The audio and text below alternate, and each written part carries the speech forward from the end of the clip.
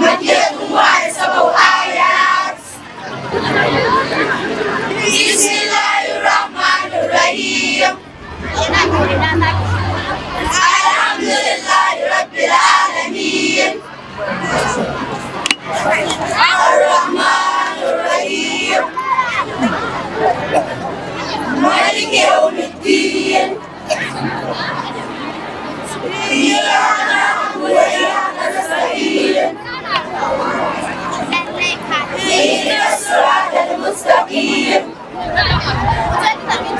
صراط الذين أنعمت عليهم غير المغضوب عليهم ولا الضالين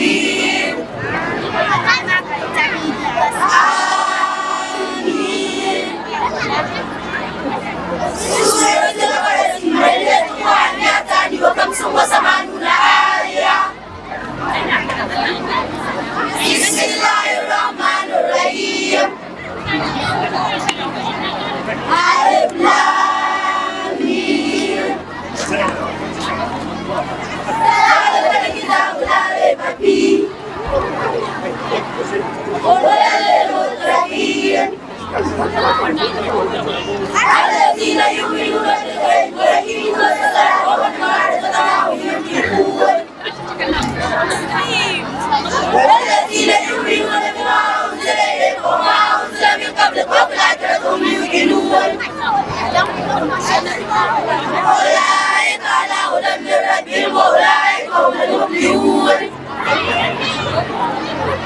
أولئك على هدى من ربهم وأولئك هم المفلحون. أولئك على هدى من ربهم وأولئك هم المفلحون.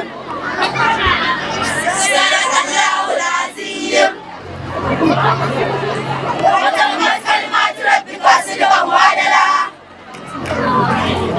لا مبدل لكلماته وهو السميع العليم. صدق الله العلي العظيم. وصدق رسوله النبي الكريم ونحن على ذلك من الشاهدين.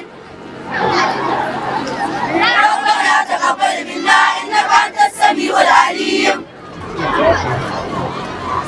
وأهدنا وبارك لنا بالآيات والذكر الحكيم وتقبل منا ختم القرآن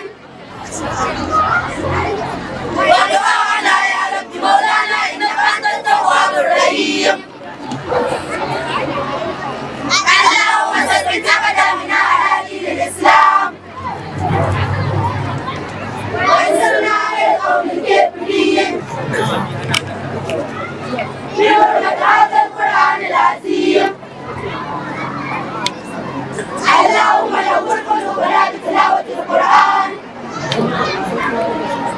وزين أخلاقنا بتلاوة القرآن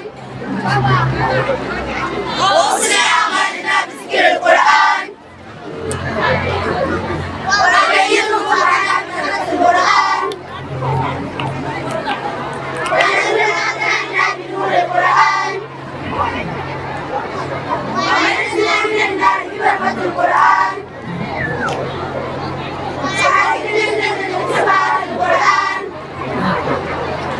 اللهم اهدنا بهداية القرآن ونزلنا من النار ببركة القرآن. اللهم ارزقنا على أمر القلب وهو الخير والسعادة والبشارة من الإيمان. الحمد لله رب العالمين. الفاتحة.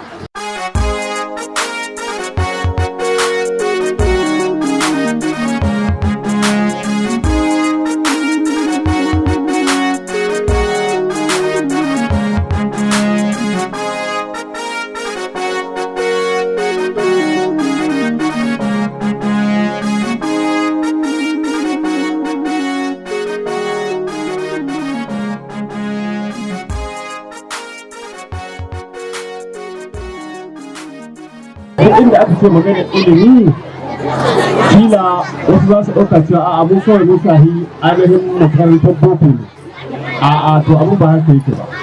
Da an yi magana ilimi guda biyun nan dukkan mu muna da ruwa da tsaki a cikin shi.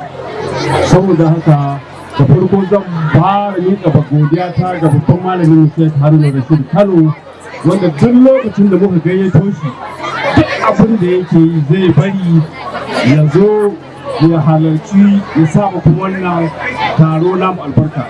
Allah shiga tumana, Allah saka maka da alkhairi, Allah ƙara maka lafiya, Allah ya ja kwana.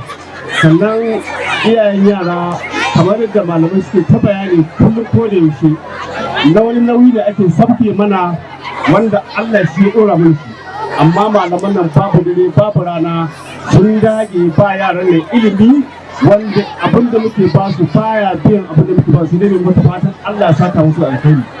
Wannan nauyi da Allah ya ɗora mana suke sabke mana, to Allah ya biya ku, wallahi mu ba mu iya biyan ku, sai dai mu muku addu'a Allah ya biya ku. Sauran malamai sun yi jawabai inda suka ce yara sun sauka, to kamar da aka ce kun sauka kusan yanzu kuka fara karatu. Kada malam ko kuma in yaro zai sa certificate ɗin shi ƙarƙashin katifa ya ce shi ya zama malam. A'a yanzu ka fara. Ni ma da kuke gani nan wannan makarantar na yi tun muna ɗauko kara bisa kai cikin gonaki muna kawa na ana hura wuta. Wallahi nan makarantar ne. Duk ilimin da na samu na addinin musulunci a nan makarantar na same shi. Saboda haka ina ta alfahari da ita. Allah ya ƙara ɗaukaka wannan makaranta, Allah ya ƙara ɗaukaka ta, Allah kuma ya ƙara ja kwana. Wanda duk ya zo wurin nan na nesa na kusa bane masu fata Allah bai da shi gidan su lafiya. A gaskiya na yi matukan farin ciki da Allah tabaraka wa ta'ala ya sanya ni ina ɗaya daga cikin waɗanda suka halarci wannan taro mai albarka, wanda taro ne na ma'abota alƙur'ani. Duk wani wanda ka gansa a nan ya zo ne domin alaƙarsa da alƙur'ani. Wani za ka ga mahaddacin alƙur'ani ne, wani makarancin alƙur'ani ne, wani kuma masoyin ma'abota alƙur'ani ne. To duk gaba ɗaya waɗannan ɓangarori da na faɗi masu tsayawa ne akan abin da ya shafi alƙur'ani, kuma kowa da akwai daurin da yake takawa.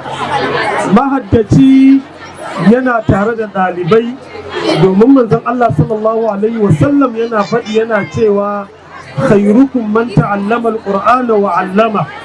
Fiyayyanku shine wanda ya san alqur'ani kuma ya koyar da alqur'ani. To su sun tsaya akan koyar da alqur'ani, gashi hatta kai mu ga wannan lokaci an zo an fitar da waɗannan yara masu albarka. To su kuma bangaren masoya alqur'ani su fa aikinsu da himmarsu in suna so su kuma su rike ainihin matakinsu da wanda suke a kai shine su tsaya da hidimta wa ma'abota alƙur'ani, su tsaya da hidimta wa makaranta ta alƙur'ani. Musamman a wannan makaranta an faɗa min an ce da akwai filaye waɗanda ana nan ana bukata a samu wani wanda zai sai gida a cikin aljanna, ya zo ya sai ma wannan makaranta wannan fili domin a ƙara faɗaɗa ta. So saboda haka yan uwa, kai ma'abocin alƙur'ani ko masoyin alƙur'ani, to kiran da Wani makaranta da suka samu sauƙi alƙur'ani da sarki cewa shi wannan certificate wato babban abin da alherin da ke cikin makarantun bandin ahbab yawa mutane ba sai shi. Shi wannan certificate da ke gari an baku, za ku yi amfani da shi ku nemi admission ko ina a ci gaba da karatun ku. Saboda haka a rika wannan certificate yana da muhimmanci.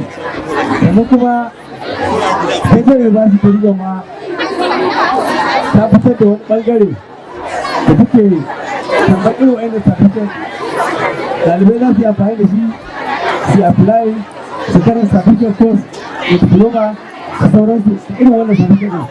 Saboda haka dama ce ta samu ga musamman su 'yan mata wanda lokacin su ƙwararre ne, to kuna iya amfani da wannan certificate ku apply ku je prison university ta duka ma suna amfani da shi suna ba da admission da yake mutane zuwa ba san wannan ba.